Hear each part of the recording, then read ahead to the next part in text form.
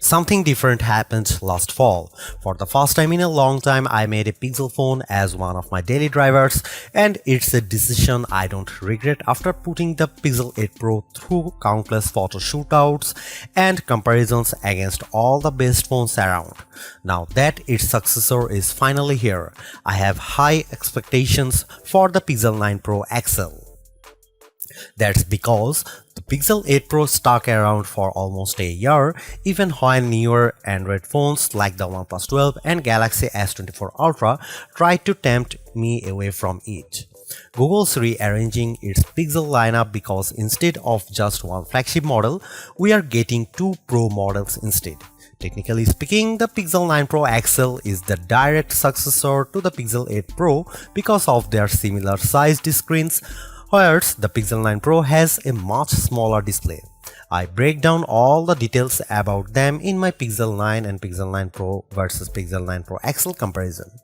Given the opportunity of the iPhone 15 Pro Max and Galaxy S24 Ultra, Google's arming the Pixel 9 Pro XL with bigger upgrades like newer cameras, more helpful AI features, and a stronger, more durable design.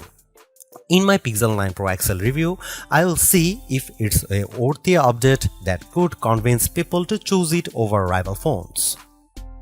Frankly, I'm annoyed that we are getting back-to-back price hikes because the Pixel 8 Pro launched at $100 more than its predecessor last year with its $999 starting cost. And now with the Pixel 9 Pro XL, it's up by yet another $100 to a starting price of $1,099 in the US. This effectively ends one of the best parts about getting a Pixel phone, their discounted prices. Pixel 9 Pro XL pre-orders are available right now with steep discounts on the flagship phone when you do a trade-in, although it will be available online and select retailers starting on September 4. There's a total of 4 colors at launch: Obsidian, Porcelain, Hazel, and Rose Quartz. I do miss the Bay option for my Pixel 8 Pro, but I do like the Rose Quartz color of my Pixel 9 Pro XL review unit because of its lighter tone. I'm really annoyed that the base starting storage is still 128GB. First and foremost, I love the redesigned camera hump on the back of the phone because it's much more pronounced than ever before. The elongated pill-shaped protrusion in a departure from the edge-to-edge camera bar in past Pixels, but it's exactly what it needs to set it apart from other phone designs. Apart from the camera arrangement, the design of the Pixel 9 Pro XL makes it look eerily similar to the iPhone 14 Pro Max due to the polished metal rims that are now flat as opposed to contoured. I know others may like this change, but it doesn't feel as comfortable to hold as the rounded edges of the Pixel 8 Pro, so it's something I'm just going to need to get used to. Despite this, at least it's still sporting the same matte gloss surfaces as before to give them that always clean, smooth look.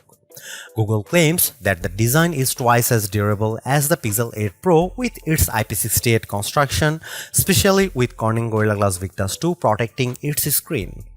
During its Made by Google event, the company made an outrageous claim that Pixel 9 Pro XL 6.8-inch Super Actua display reaches a peak brightness of 3000 nits. I didn't think it was ever going to get close to that in our testing, but I was mistaken. Hands down, the Pixel 9 Pro XL has the brightest screen we have ever tested, reaching a blinding peak of 2469 nits, a substantial improvement over the 1526 nits of the Pixel 8 Pro. And you know what? It shows outside when I play the same 4K HDR clip, with the Pixel 9 Pro XL being noticeably brighter than the Pixel 8 Pro. But it doesn't end there either, because this OLED panel looks marvelous with its rich color tones and wide viewing angles that barely show any distortion when I look at it from an angle. This record-breaking mark is hard to believe, more so when rival phones like Galaxy S24 Ultra tops out at 1326 nits. I'm starting to believe that phone makers are leaning on software more so than the hardware to propel their cameras, and the Pixel 9 Pro XL is proof of this. That's because its triple camera system consists of a 50 megapixel main camera, 48 megapixel ultra wide, and 48 megapixel telephoto with 5x optical zoom. Technically speaking, the main and telephoto cameras are identical to Pixel 8 Pro. However, the ultra wide benefits from a wider f1.7 aperture, which makes it more suitable for low light. While the rear cameras are similar for the most part, it's the selfie camera that gets the biggest upgrade. A pixel crunching 42 megapixel autofocusing front camera with a wider 103-degree field of view. I won't spill the beans on how it performs just yet, but it's undoubtedly a big upgrade if you intend on using it a lot. Meanwhile, the camera interface is just as intuitive and robust as ever before.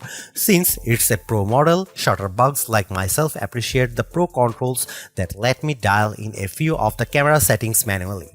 The only new changes include the Add Me feature, which leans on AR guidance to let the photographer be included in the shot along with how panoramic photos are taken. Here are some camera samples of Google Pixel 9 Pro XL.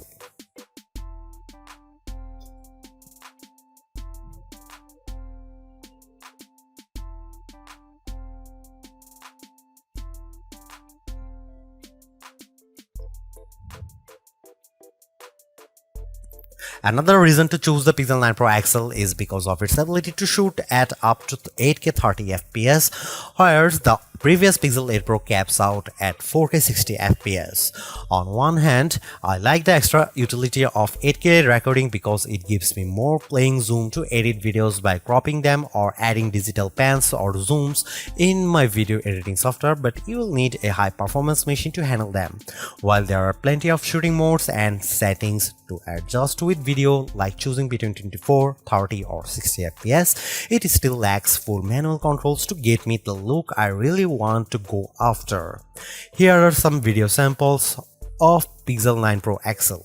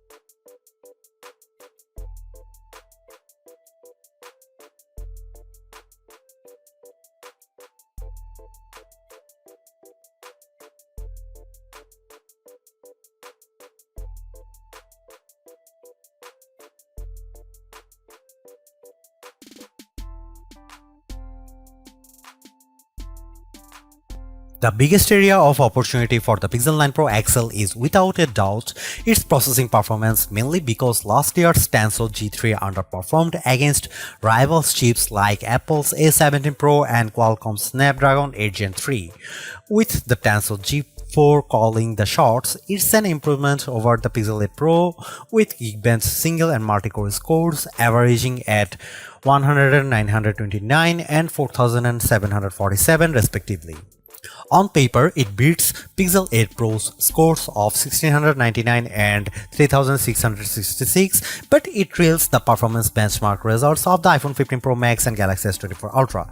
Despite this, I am happy to report that its performance is buttery smooth and responsive with all the normal functions I do on my phone.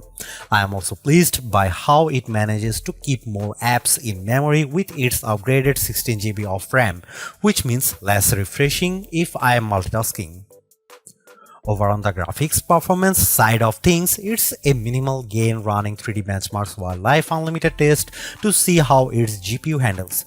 Its 55.63 FPS score in well in line to what I expect out of a flagship device, but it's barely an improvement over the Pixel 8 Pro's 52 FPS score. And compared to the Galaxy S24 Ultra and iPhone 15 Pro Max, the Pixel 9 Pro XL doesn't come close to matching their insane frame rates. But don't let GPU performance tests be the single determining factor, because I loaded up Age of Origins and Modern Comfort without any hitch to either of their performances, even when there's a lot of action happening. The Tensor G4 might not be the speediest piece of silicon on the market, but it's certainly bringing along improved power efficiency. That's because of Pixel 9 Pro XL has 5060 mAh battery, which is marginally better than the Pixel 8 Pro's 5050 mAh1. Given how the Pixel 8 Pro came up short at 10 hours and 3 minutes in our battery benchmark test, I'm impressed that Pixel 9 Pro XL beats it in stunning fashion, clocking at 14 hours and 37 minutes at its longest. This is the kind of leap I want to see in any successive device, so I am delighted that we finally have a Pixel with extraordinary battery life. It has taken years to get here, but it's lasted me easily through a day with little worry. In fact, it hovers around 15% battery life each night right before bedtime. Battery life is a key area people look at when buying a phone, so it's long overdue that a Pixel can finally keep up with the competition. On the flip side, the Pixel 9 Pro XL also gets a boost with faster 37W wire charging, which is slightly off from Pixel 8 Pro's 30W charging. This results in getting 63% charged when in 30 minutes of charging, while the Pixel 8 Pro got to 59%. However, wireless charging is still capped at 15W with the use of a second-gen Pixel stand and a slightly slower 12W speed with QI wireless charging. Clearly, there are improvements with the Pixel 9 Pro XL. Apart from its brighter display and longer battery life, everything else about the Pixel 9 Pro XL feels like its modest upgrade at best, which is made tougher due to its $100 price increase. While the new AI features are helpful, I was hoping for bigger improvements around its camera and processing performance. Given that the Pixel 9 Pro has the same exact camera arrangement as this, there isn't much justification on picking the Pixel 9 Pro XL for photography. And compared to its direct rivals, the Galaxy S24 Ultra and iPhone 15 Pro Max, they definitely cost more but have better performance overall.